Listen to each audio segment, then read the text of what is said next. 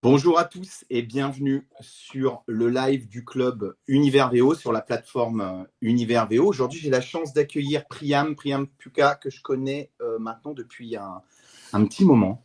Un petit moment parce que Priyam, comme les personnalités qu'on vous fait découvrir ou que vous connaissez déjà mais que vous aimez écouter, entendre, parler du métier, c'est un gars de la bagnole et tout particulièrement de la logistique. Il a fait les grandes maisons de la logistique.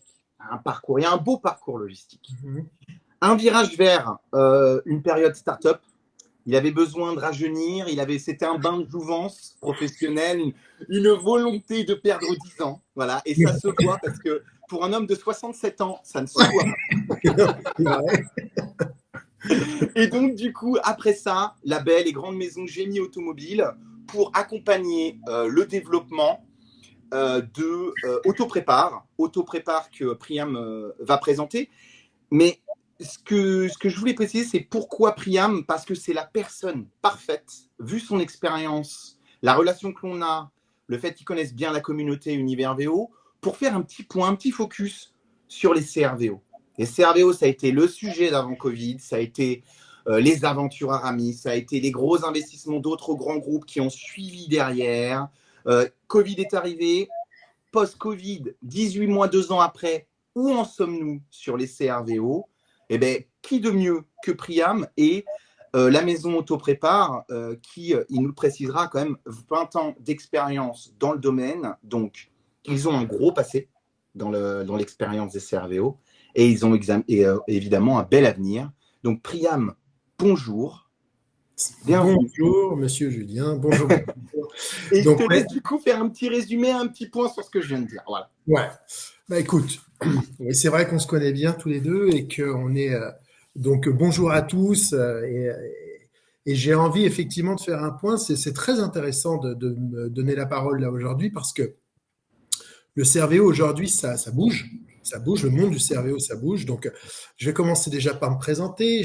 Effectivement, tu viens de le dire, j'ai commencé ma carrière dans le monde du transport et de la logistique et j'ai vite bifurqué vers le commerce et la logistique, eh ben, je l'ai continué en réalité dans ce commerce parce que j'ai fait beaucoup de logistique automobile dans les grandes maisons que tu parlais tout à l'heure. Et ça m'a appris mon métier. Et c'est là où je me suis focalisé dans le reconditionnement.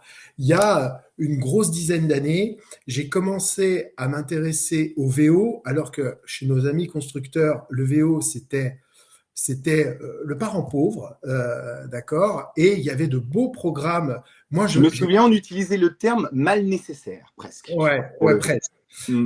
Et notamment pour un constructeur qui s'appelle BMW, je me souviens avoir commencé à travailler sur ce qu'on appelait à l'époque les offres éphémères. C'était mettre un VO tout prêt, tout beau dans le showroom et pour qu'il engage les ventes. Donc, ça m'a beaucoup intéressé de mettre des moyens autour du reconditionnement. Et c'est là où j'ai véritablement commencé à creuser cette expérience.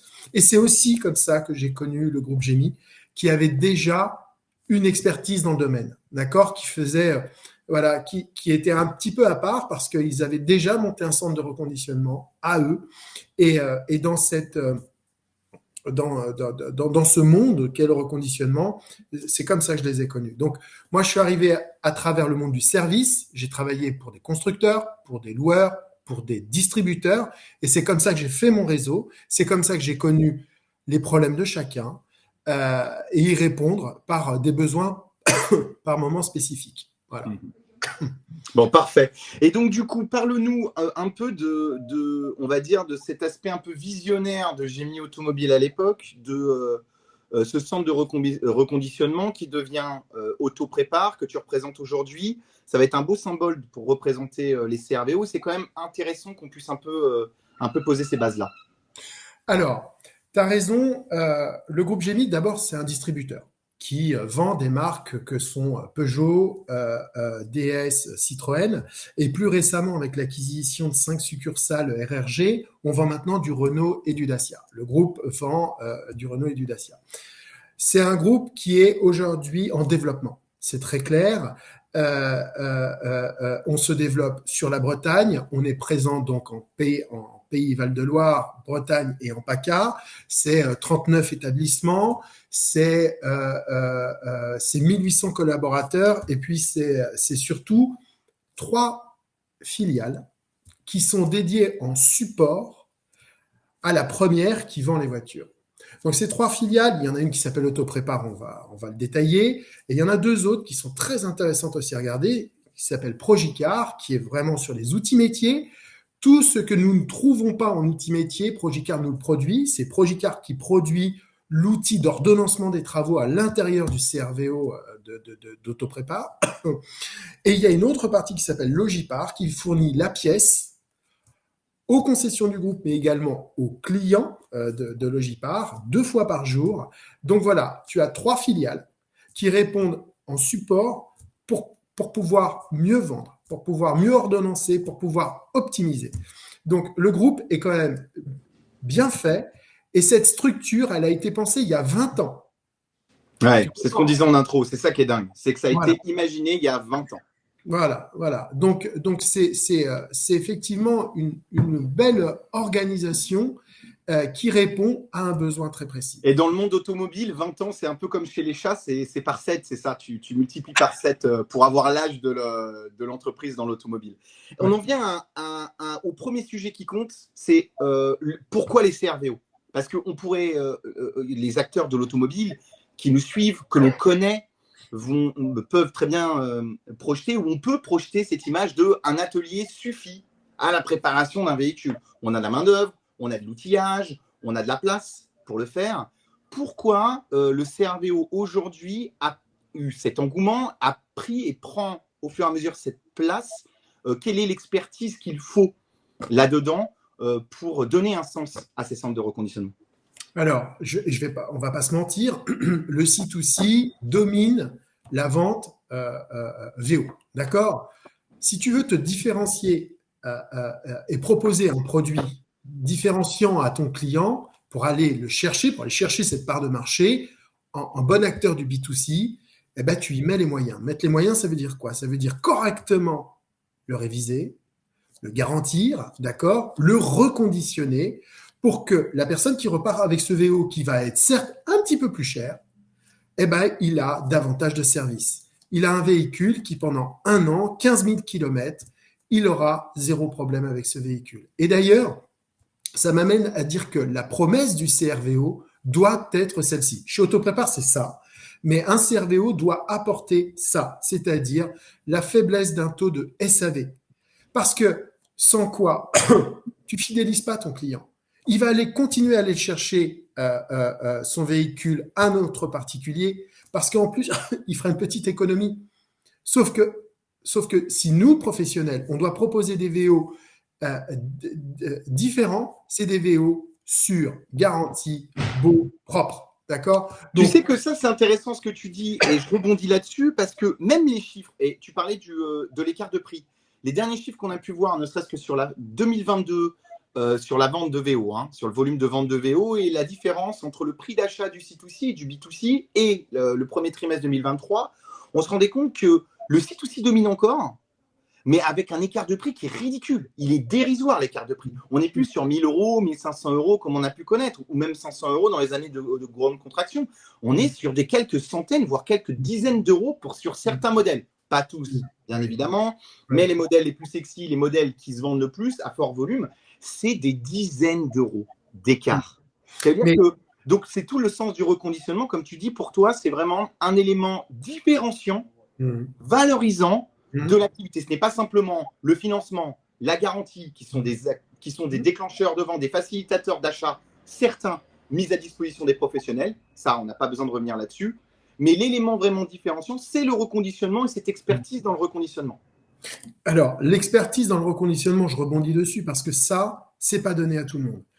Et on va pas se mentir, chez Autoprépare, on a 20 ans d'expérience, mais on a aussi essuyé des plâtres. C'est-à-dire que les difficultés que rencontrent aujourd'hui les CRVO qui sont sortis de terre avec fanfare et trompette, ils se heurtent à plusieurs difficultés qui sont bel et bien réelles.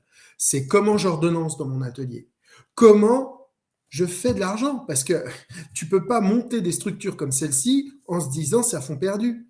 Donc, et ça, c'est très difficile. Et en réalité, il y en a peu. Et donc, on va voir dans un avenir proche qu'il va y avoir des acteurs qui vont tirer leur épingle du jeu et il y en a d'autres qui vont disparaître. C'est comme tout, hein, c'est comme dans tous les mondes. Donc, revenons à la promesse de départ. La promesse de départ, Autoprépare a été créée il y a 20 ans, en 2003, par Pascal Gérard, qui a l'idée à ce moment-là, l'objectif de sortir donc la session interne de ces SAV pour dédier sa capacité de SAV à son client particulier. Faire du commerce avec mes concessions, c'est enlever le VO et c'est l'industrialiser. Ça, c'est le point de départ. D'accord? C'est amener un VO prêt à la vente dans mes concessions pour que le client, quand il vienne, eh ben, il a le choix de véhicules qui sont prêts à la vente. Il peut repartir avec. Donc pour ça, il a fallu s'organiser. Il a fallu organiser une logistique, une expertise, tous les métiers de la remise en état, et ce que tu disais tout à l'heure, et c'est très vrai, une maîtrise des FRE. C'est-à-dire que ne pas faire trop, ne pas faire pas assez, faire la juste dépense pour valoriser mon véhicule. Tu sais que c'est des discussions qu'on avait il y a déjà 15 ans, moi je dirais, parce que désolé, j'ai pas encore passé le cap d'autoprépare. Quoi qu'attends. Et si, je l'ai passé. Je suis vieux. Et donc du coup, mais les frais de remise en état VO ont toujours été un sujet délicat. Ça a longtemps été un sujet délicat, bien avant la dynamique des centres de remise en état VO. Et là-dessus, moi j'ai besoin que tu me matérialises un centre de remise en état VO optimisé. Déjà, mon premier point, c'est qui ça concerne? Qui ça concerne? Concrètement, est-ce qu'il faut vendre plus de 100 VO par mois, plus de 1000 VO par mois pour être intéressé? Est-ce qu'il y a un niveau de personnalisation? On en parlait avant. Il faut savoir qu'avant cet entretien-là, on a déjà parlé pendant une demi-heure de tout ça. Et tu me disais très justement, il faut être capable d'accompagner la dynamique commerciale, savoir quel profil on a, qui fait quoi, comment, pour savoir quel est le niveau de frais de remise en état qu'on met dans le véhicule pour, selon la capacité que l'on aura à vendre ces véhicules. Donc, quel type de VO? Qui ça concerne? Personnalisation possible? Combien on gagne?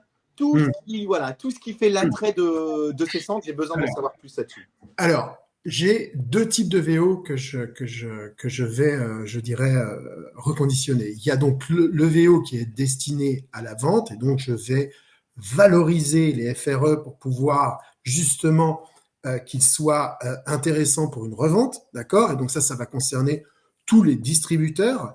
Et il n'y a pas de stratégie à l'intérieur du distributeur. Le distributeur qui veut externaliser son flux, il se tourne vers moi, je lui donne une solution clé en main parce que j'ai tout pour pouvoir le faire. J'ai des camions, des experts, tous les métiers sont maîtrisés jusqu'à la photo. Mon objectif, c'est de lui remettre un VO prêt à la vente dans son showroom. OK. Donc ça, c'est la première typologie. La deuxième typologie, et ça, c'est une vraie aussi expertise d'autoprépare, ça fait maintenant plus de 10 ans, presque 15 ans qu'on travaille avec des loueurs. Et donc, tu as des typologies de FRE qui vont être faites sur ces véhicules loueurs par durée. La courte durée, ça va très vite, il ne faut pas que ça coûte cher. La moyenne durée, je remets en état pour que le client B ne voit pas la problématique du client A. Donc, on étend sa période d'exploitation, d'accord? Et puis, il y a la longue durée qui amène par moment à aussi une revente. Donc, je vais être plus proche, je dirais, d'un véhicule que je revalorise. Donc, tu vois bien que j'ai là deux acteurs, que sont d'un côté un distributeur et de l'autre côté un loueur, qui n'ont pas les mêmes besoins, qui maîtrisent pas le métier, d'accord, de la même façon, ok. Et ça, c'est véritablement la typologie des véhicules que je fais. Après, il y a des sous-groupes, il y a notamment la flotte. Tu te doutes bien qu'effectivement, un véhicule qui doit être restitué, eh ben, il y a peut-être à un moment donné où il y a une question de dépenses qui peuvent être managées pour justement faire en sorte que ce véhicule ne coûte pas trop cher. OK. Donc voilà, tu as plusieurs petits sous-groupes, mais les deux gros, c'est ceux-là. Donc, ensuite, qui ça concerne? Voilà. Ton profil, voilà. Le petit qui va te proposer, et je dis petit, c'est pas péjoratif, les amis. L'acteur qui va te proposer 10 véhicules par mois, il y en a d'autres qui vont t'en proposer 100, d'autres qui vont te dire, moi j'ai 1000 voitures à préparer ou voire plus quand tu parles des loueurs. Mais voilà. Oui. Le loueur, lui, c'est un flux constant parce qu'effectivement, il n'est pas doté d'atelier et donc tu es un vrai partenaire à l'intérieur de son business model et donc tu prends les variations de volume et tu lui reconditionnes ses véhicules pour pouvoir atteindre sa durée de détention. Le distributeur, lui, va fonctionner plus par moment en pic et en creux. C'est-à-dire que si tu veux, l'année fait que c'est pas la même de janvier à décembre, et donc tu vas pouvoir soit répondre sur des à-coups, d'accord, soit il va totalement externaliser une partie ou la totalité de son reconditionnement. J'ai des clients qui vont me confier surtout la mécanique, donc l'expertise, cette partie-là, ok. D'autres vont me confier la totalité, c'est-à-dire qu'ils veulent un véhicule qui arrive sur lequel il y a zéro travaux, pas d'esthétique. Et je prends le véhicule en photo pour que dès la sortie de la chaîne du CRVO, il soit tout de suite mis en avant pour pouvoir être vendu. Donc du coup, on parle d'un sujet intéressant. C'est-à-dire qu'au-delà de la préparation, c'est-à-dire les ajustements cosmétiques, la préparation mécanique, les vérifications d'usage, etc., tu es capable aussi de préparer un véhicule pour sa diffusion et pour accélérer sa vente. Évidemment, évidemment, c'est-à-dire que le plateau à 360 degrés, il a été intégré il y a très longtemps, et je vais même te dire qu'on en est maintenant à une V2, V3 de la mise en avant de ces véhicules. Non, mais attends, ça voudrait dire qu'en plus, parce que là, je ne fais pas le naïf, je creuse le sujet avec Priam, mais je le découvre, c'est-à-dire que tu as des parcs avec ton expérience, et par exemple, le distributeur peut ne pas avoir le véhicule, il peut être livré chez le client final de chez toi. Alors oui, je vais même te faire une petite synthèse, c'est-à-dire que mon client, il va acheter des véhicules qu'il ne voit pas. Quand le véhicule, il arrive chez moi, il est épluché, expertisé, passé sur un pont, essayé. Ce qui fait que mon client, derrière son ordinateur, il juge des frais avec sa petite molette et il dit ça je fais pas. C'est ça le niveau de personnalisation dont on parlait. Donc le niveau Exactement. de personnalisation est au cas et c'est le distributeur lui-même qui va être capable de gérer la personnalisation. Oui, parce que je crois, si tu veux, qu'il y a deux modèles dans les CRVO. Il y a le modèle qui impose un standard et qui dit voilà, le véhicule, c'est telle typologie, tel âge, machin, je fais ça. C'est un point de vue, ça se respecte. Ce sont des gens qui vont pousser l'industrialisation à son maximum. Et puis il y a des gens comme nous qui poussent un autre modèle qui dit que mon client qui est à Brest et l'autre qui est à Paris ou l'autre qui est à Marseille, il n'a pas forcément le même besoin sur la même voiture. C'est-à-dire que un va dire, moi, je suis capable de vendre les jantes un petit peu abîmées parce que c'est un VO, parce que la voiture, elle a 60 000 km, je dis une bêtise. Et l'autre va me dire, non, il est hors de question. Je veux un degré de personnalisation à ma façon, à moi. Et ça, c'est plus compliqué parce que forcément, chaque client est différent. Mais en attendant, voilà ce que Autoprépare garantit à son client. À travers le logiciel que je lui fournis, il est en capacité d'enlever des frais ou de conserver des frais sur son devis. Et moi, je lui fais un véhicule à la carte. Et un client réactif, parce que après, ça dépend le côté réactif du client. Mais un client réactif, tu peux lui préparer le véhicule en combien de temps concrètement? Si tu lui envoies les éléments, combien de temps ça met la mécanique? Alors, ça, tu sais, c'est l'argument qui est souvent employé par les CRVO, le délai. Je vais te donner deux délais et tu vas voir qu'en réalité, c'est le même à l'arrivée. Je vais te dire que moi, dans mes ateliers, j'ai 4,6 jours de traversée d'atelier. Où dedans, je vais mettre mécanique, esthétique, carrosserie, photo. Bim. OK. Et là, tu vas dire, c'est super, 5 jours pour réparer une voiture en délai moyen. Oui. En réalité, derrière, tu y mets l'expertise, tu y mets le délai que le client va y mettre pour pouvoir répondre au devis, pour valider. C'est pour ça que je parle de client réactif. Voilà, s'il met 3 jours, je mettrai 3 jours de plus, d'accord. Et puis, tu as la logistique, amont et aval, d'accord. Donc, globalement, entre 8 et 10 jours, tu es dans un véhicule qui est reconditionné avec un délai moyen. Voilà. OK. Et donc, du coup, on est d'accord, dans ce que je comprends, tu es capable aujourd'hui d'aller livrer ce véhicule, c'est-à-dire que le client final ou tu l'emmènes chez le distributeur, tu peux faire les deux, chez le distributeur pour sa livraison au client ou chez le client final? Alors, le client final, j'ai envie de te dire qu'il y a des essais qui s'effectuent. Moi, j'ai envie de dire que chacun son métier. La mise en main d'un véhicule chez un client final, j'ai confiance dans le vendeur. Parce que le vendeur, c'est son job. C'est lui qui connaît son client. Moi, je ne suis pas fait pour faire ça. Je peux le sous-traiter à des entreprises comme iFlow ou d'autres. Des gens brillants. Non, mais voilà, la mise en main, c'est un autre métier. Mon métier à moi, c'est de reconditionner, de respecter un triptyque qui est prix, qualité, délai. Bien sûr. Si je respecte ça, eh ben mon client, il a un véhicule qui sort vite, qui lui a coûté le bon prix, d'accord, et qui surtout, et j'insiste sur cet argument-là parce que chez Autoprépare, c'est véritablement important, c'est la qualité. Parce que si tu sors un véhicule rapidement pas cher, mais que derrière, il y a du SAV, le pari, il n'est pas gagné.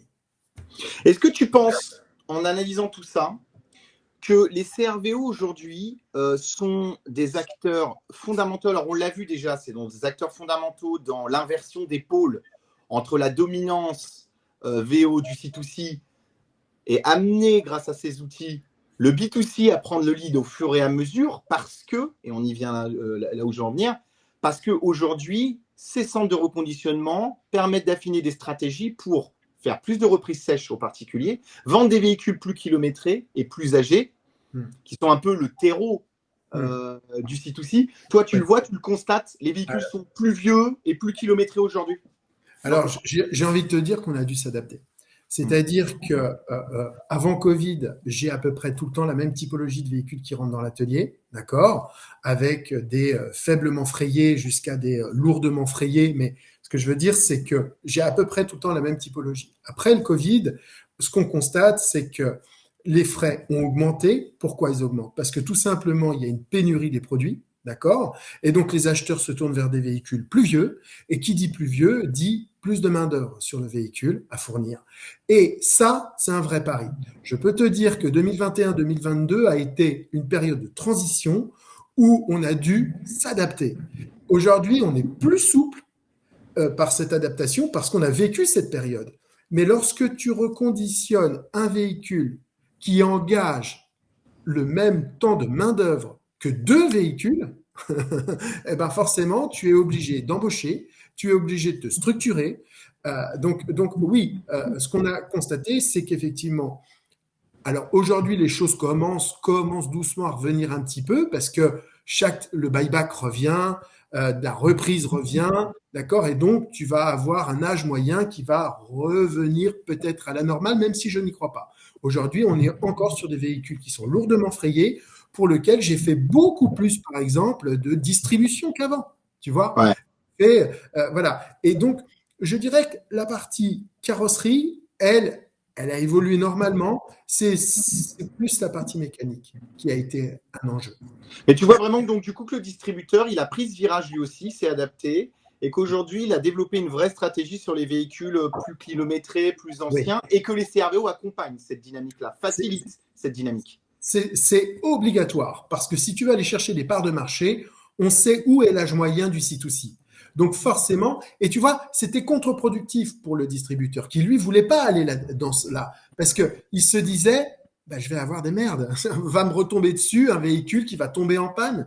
Donc je préfère vendre un véhicule récent sur lequel mon client repartira avec le sourire.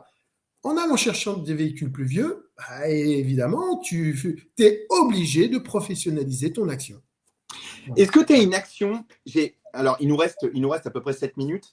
Je veux juste aborder 2 points qui me tiennent. On a parlé de préparation, ouais, et on commence à glisser tranquillement vers la valorisation.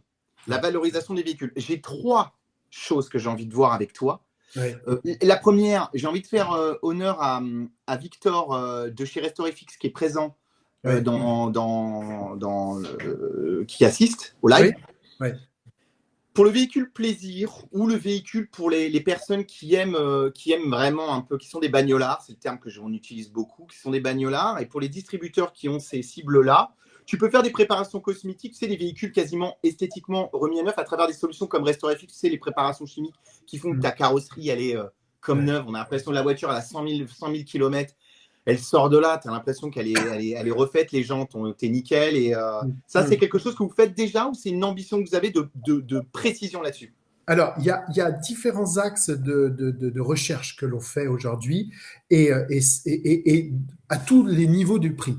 Je m'explique. Aujourd'hui, sur des VU qui ont tourné dans les mains d'un gros acteur du digital qui livre tous les jours des colis partout, j'ai pas envie de faire sa pub, mais voilà, donc il abîme du VU très très vite, eh ben, on est en train de réfléchir à avoir des forfaits très économiques. D'accord?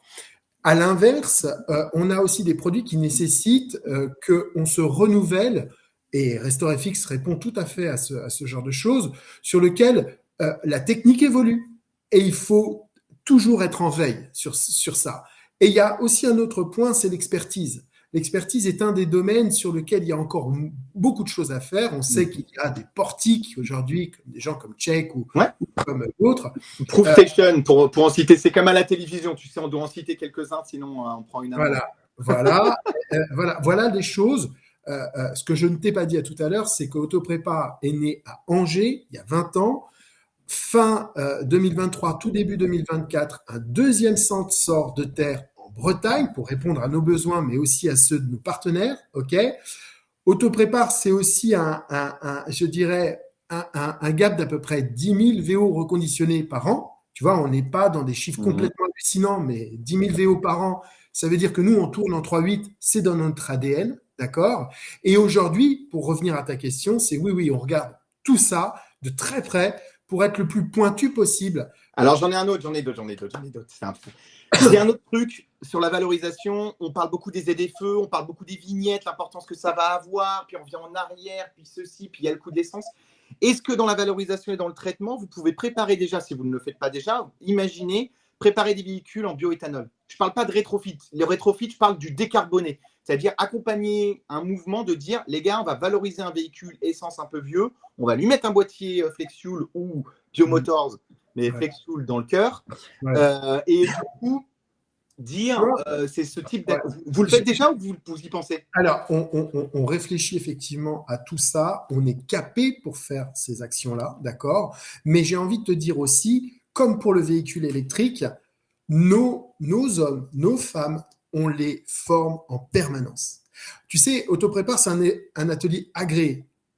On ne sait pas mieux réparer un pare-choc que quelqu'un d'autre. La seule chose, c'est qu'on y a mis du process à l'intérieur. OK? Et on forme nos gens. Et surtout, je vais te dire, mon client final, qui va être le groupe Gémy ou mes clients externes, c'est eux qui jugent en permanence ma prestation. Et donc, on est obligé, on n'a pas le choix d'être toujours aux aguets des techniques que tu parles. Donc, on pourrait l'imaginer demain. Imaginez que demain, vous valorisez le véhicule avant qu'il reparte chez le distributeur, s'il a coché la petite case, de dire ouais, convertis-le-moi, comme ça je le vendrai plus facilement, sachant qu'il va y avoir toutes les réformes qui vont faire que la vignette va être 1, voire mieux, etc., qui permettront de rentrer dans les villes pour les véhicules qui sont vignette 3, vignette 2. Voilà. Oui. Mais tu sais, ça me fait penser à une question que tu m'as posée. Quid du particulier? Parce qu'un jour, tu traiteras le particulier. Il ne faut pas oublier, si tu veux, que moi, je suis capé pour pouvoir répondre au B2C. Le particulier, c'est le job du distributeur. Je ne vais pas aller sur ce terrain-là parce que je ne suis pas capé pour ça. Je ne peux pas répondre aux besoins du particulier.